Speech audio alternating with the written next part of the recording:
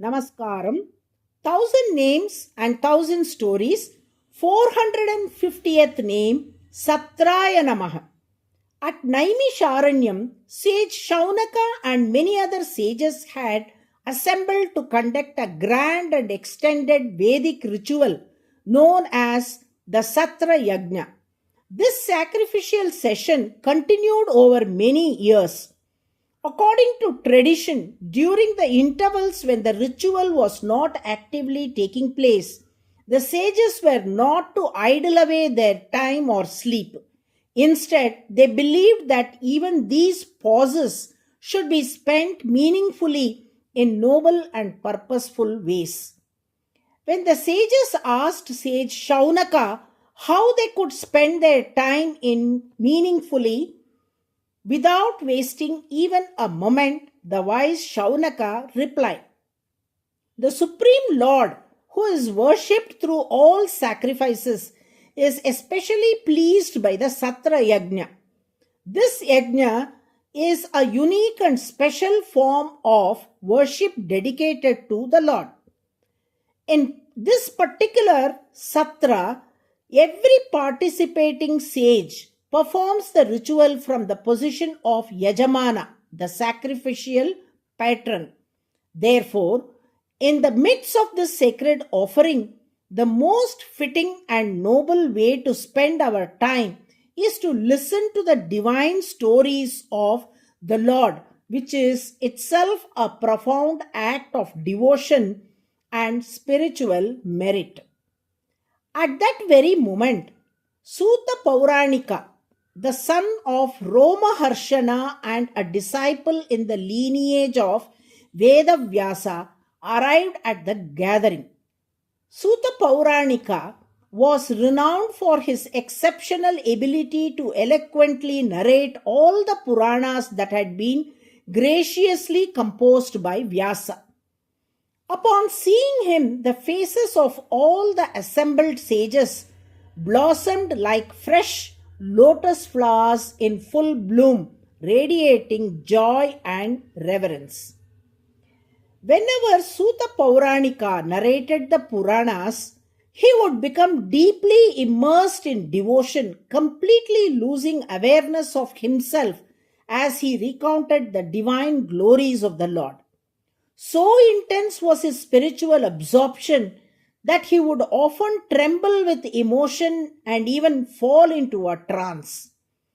Witnessing this, the sages performing the yajna approached him with reverence and said, "Please instruct us on whatever will bring us the highest and the most enduring spiritual benefit.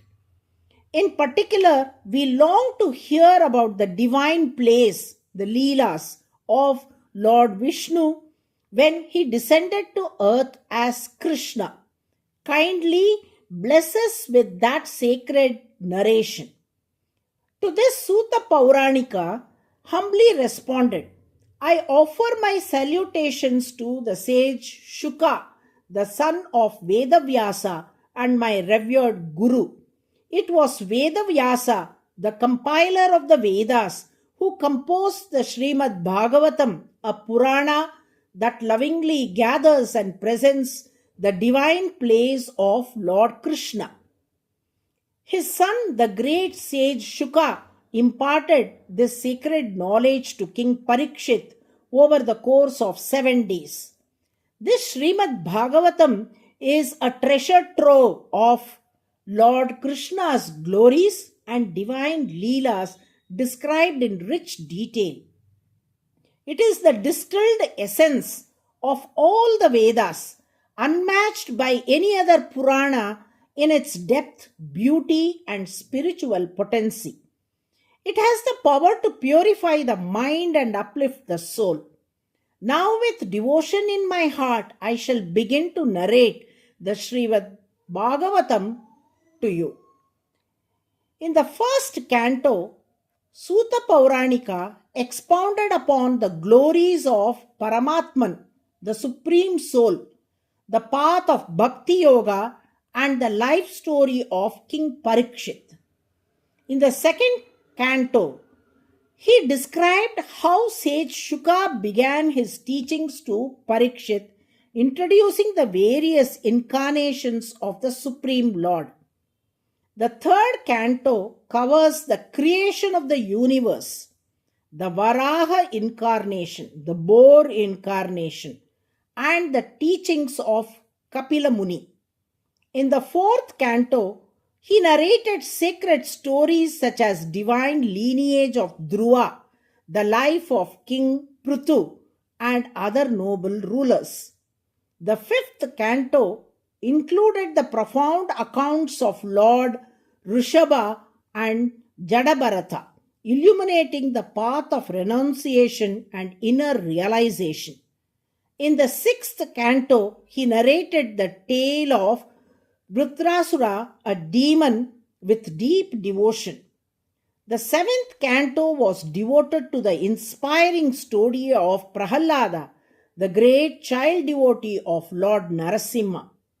In the eighth canto, he described episodes like the liberation of Gajendra Moksha, the Vamana incarnation, and the churning of the ocean of milk. The ninth canto featured stories of King Ambarisha and the Sri Ramayana, the divine life of Lord Rama. The 10th canto, the heart of Bhagavatam, elaborated in detail on the divine incarnation of Lord Krishna, his Leelas and his teachings. In the 11th canto, Sutta recounted the Uddhava Gita, the profound spiritual discourse given by Krishna to Uddhava. Finally, the 12th canto spoke of the nature of Kali Yuga and emphasized the supreme power of a Nama Sankirtan, chanting the Lord's names, as the path to liberation in this age. Thus, through the 12 cantos of Srimad Bhagavatam, Sutta Pauranika imparted the essence of divine wisdom and devotion.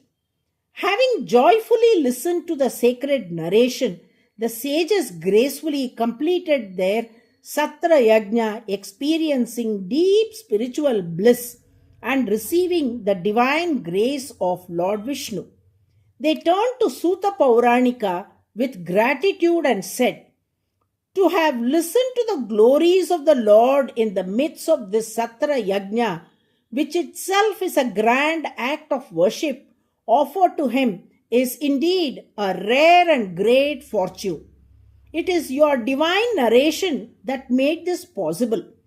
With hearts filled with reverence and joy, the sages offered their sincere thanks to Sutta and rejoiced in the Lord's grace. Because he is worshipped through the SATRAAYA, the Lord is known by the name Satram. The SATRAAYA is a grand and extended Vedic sacrifice performed over many days by multiple Yajamanas, sacrificial patrons. Since the Lord is the one who is specially worshipped through this collective and continuous offering, he is called Satram. This sacred name Satram is the 450th name in the Vishnu Sahasranamam. Those who chant SATRAAYA NAMAH with devotion every day are blessed by the Lord with the strength and clarity to accomplish even the greatest tasks with ease and success. Narayana, Narayana.